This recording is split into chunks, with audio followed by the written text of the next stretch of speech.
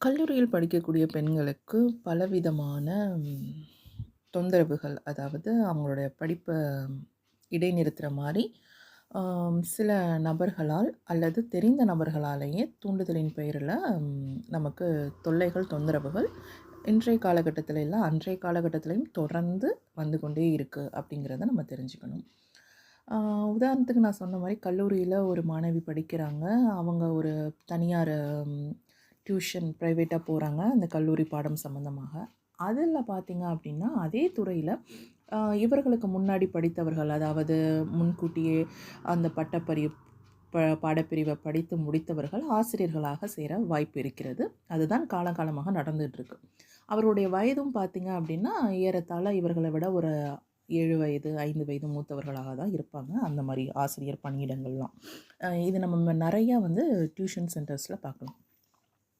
So, இப்ப என்ன பண்றாங்க அப்படின்னா, அங்க வரக்கூடிய பெண்கள, அதில யாராவது நல்லா வெல் டு டூவா சொல்லுவாங்க. அதாவது பெண் வந்து கொஞ்சம் அழகா இருந்தாலும் சரி, அதாவது இவர்கள் நிறத்தை விட கொஞ்சம் நிறம் அதிகமாக இருந்தாலும் சரி, இவர்களது குடும்ப பின்னணியை விட இன்னும் கொஞ்சம் அதிகமான பின்னணியில அந்த பெண் இருந்தாலும் சரி, அதை தொடர்ந்து ஃபாலோ பண்ணக்கூடிய நபர்களும் இருக்காங்க. அவர்களிடமிருந்து காசு பறிக்கக்கூடிய கும்பல்களும் அதிகமாக இருக்கிறார்கள். அதாவது இந்த ஆசிரியர்கள் அப்படிங்கிற போர்வையில இருக்கக்கூடிய நபர்கள். இவர்கள் அனைவருமே பார்த்தீங்க அப்படின்னா, குழுக்களா தான் செயல்படுவாங்க. தனிநபரா செயல்பட முடியாது. ஸோ என்ன பண்ணுவாங்க அப்படின்னா, அங்க வரக்கூடிய பெண்கள வந்து முதல்ல வந்து ரொம்ப அ நம்ம ஆர்டினரியா எல்லாரையும் வீட்டுக்கு வாங்க எப்படி சொல்லுவோமோ, அதே மாரி நமக்கு ரொம்ப தெரிஞ்சவங்க மாரி, பரிச்சயமான மாரி நம்மள்ட்ட ரொம்ப பேசுவாங்க. பாடம் எடுக்கிறதுக்கு நமக்கு சொல்லுவாங்க. அதுக்கப்புறம் பார்த்தீங்க அப்படின்னா, போக போக அவர்களுடைய செயல்பாடுகள் அப்படிங்கிறது நம்ம மேல அதீதமா ரொம்ப ஒரு அட்வான்டேஜ் எடுக்கிற மாரி காமிப்பாங்க. அதற்கு பிறகு பார்த்தீங்க அப்படின்னா, உங்களுடைய மொபைல் எண் இருந்தா குடுங்க அப்படின்னு ப கேட்பாங்க. பரஸ்பரம் பண்றதுக்கு. அதுக்கப்புறம் சேட்டிங் பண்ணுவேன் அப்படின்னு சொல்லுவாங்க. அப்புறம் சின்னதா வந்து இன்னைக்கு இத படிச்சுட்டு வா, அத படிச்சுட்டு வா அப்படின்னு சொல்லிட்டு சொல்லுவாங்க. இத நம்ம மாணவர்களாகிய நம்மளும் ஆசிரியர் சொல்றாருன்னு செய்வோம். ஆனா அதற்கு பிறகு பார்த்தீங்க அப்படின்னா, ஆ ஆசிரியர்களே வந்து மாணவர்களிடத்தில ஒரு தவறான நடவடிக்கையில ஈடுபடக்கூடிய நிலைமையும் அன்றைய காலகட்டத்திலிருந்து தொடர்ந்துகிட்டு வருது. இன்றைய காலகட்டத்தில இன்னும் அதிகமாக இருக்கு. ஸோ, அப்ப அந்த நட்பானது நாள்பட நாள்பட என்னாகும் அப்படின்னா, உடனே காதல் அப்படிங்கிற போர்வையில கொண்டு வந்துருவாங்க. ஆனா அதுக்கு பெயர் இனக்கவர்ச்சி தான். காதல்ங்கிறது கிடையாது. இத என்ன பண்ணுவாங்க அப்படின்னா, இப்ப அந்த பெண் ஒத்துக்கொள்ளல, மறுத்துட்டாங்க.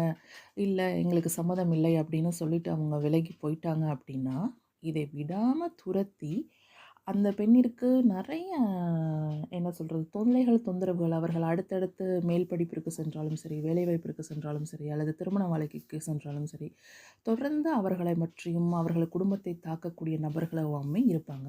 இப்ப அந்த பெண்ணிற்கும் அப்படிதான் நடந்திருக்கு. இந்த பெண் வேணான்னு சொல்லிட்டு போயிட்டாங்க. உடனே அந்த ஆசிரியராக இருக்கக்கூடிய நபர் என்ன பண்றாரு அப்படின்னா, அவருடைய வீடு, அதாவது அந்த பெண்ணின் வீடு எங்க இருக்குன்னு பார்த்தீங்க அப்படின்னா, அதே வீட்டிற்கு எதிராக இவரும் இடம் வாங்கி கட்டிட்டு, அந்த நபரை இன்னொரு கல்யாணம் பண்ணிக்கிட்டு, இந்த பெண்ணிற்கு நேராகவே இருந்து கொண்டு, இவர்கள் வீட்ல நடக்கக்கூடிய அத்தனை காரியங்களையும், செயல்பாடுகளையும் ஒரு ரகசிய கேமரா வைத்து எடுத்து, அதை பலதரப்பட்ட நபர்களுக்கு அனுப்பி, காசாக்கி, அந்த பெண்ணிற்கு தவறான நடத்தை உள்ளவள் அப்படிங்கிற பெயரை கொடுத்தக்கூடிய நபராகத்தான் இந்த ஆசிரியரும் இருந்திருக்கிறார் அப்படிங்கிறத நம்ம தெரிஞ்சுக்கணும். இது எல்லா ஆசிரியர்களுக்கும் கிடையாது.